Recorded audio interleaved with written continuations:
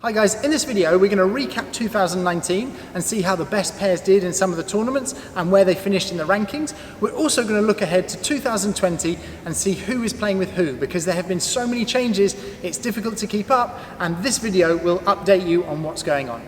So we'll start with the current number ones. Those are LeBron and Paquito. Now, they've played an amazing year. They've won 5 tournaments, come runner-up in 5 tournaments, and eventually became number ones towards the end of the year. LeBron was the first Spanish player to make number 1, and the reason that he did that before Paquito is because last year they weren't playing together, so there was a variation on the points. So he had more points, and he got into the lead initially, and now they're both number 1 pair together. Now, they ended up losing in the semi-final of the Masters, but have had an amazing run throughout the year. The second pair on points at the end of the year was Gil and Lima. They also had an amazing year. They won 5 tournaments, came runner-up in 1 tournament, and finished on a high by winning the end-of-year Masters. Now, they were very close to taking those top spots towards the end of the year when it was getting close the last few tournaments, but LeBron and Paquito just managed to edge ahead. The third pair on points was Sanyo and Maxi Sanchez. Now, they had an amazing year as well. They started world number 1 and they held that title for the majority of the year. They only really lost that in the last couple of tournaments. They also won 5 tournaments, came runner-up in 2, and they finished in the semi-finals of the end-of-year Masters.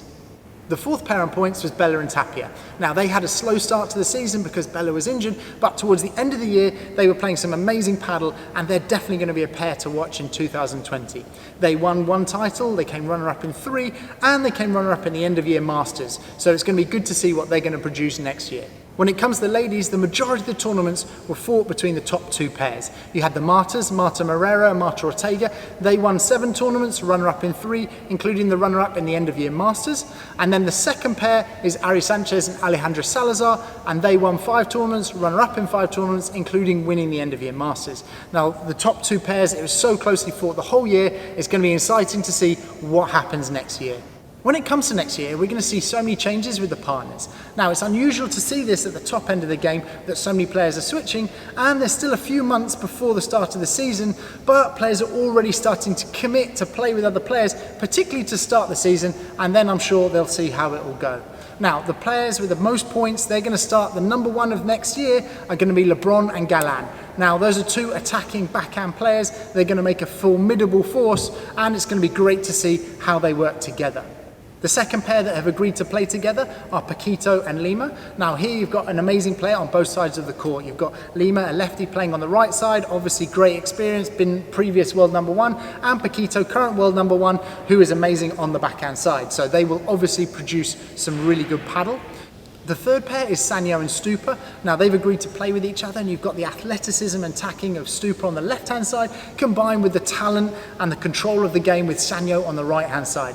They will no doubt produce some of the most amazing points of 2020, and it's going to be great to see how they mix together.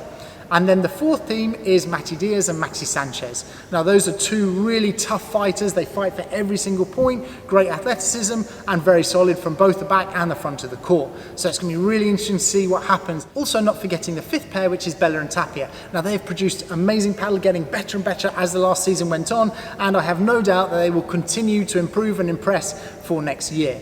Some other new pairs that we're going to see this year, we're going to see Juan Martin Diaz finally back on court. He's been off for a long time injured, and it's going to be great to see a man of his talent back on court. He's going to be playing with the Brazilian Campagnolo. We're also going to see Rami Miano and Luciano Capra play again together. They're rejoining forces. And we're going to see Lamperti with Bergamini, which are another formidable pair that we're going to see how they play for next year. When it comes to the ladies' side of the game, the main change we've seen so far is that the 2 Martas are going to separate. We're going to have Marta Ortega playing with Bea Gonzalez, and Marta Morero is going to play with Paula Jose Maria. And I'm sure we're going to see more changes in the women's game between now and the start of next season. So if you've got any comments or questions, please pop them down below, but also tell me what your predictions are. I'd love to know who you think is going to be the top pair moving into next season.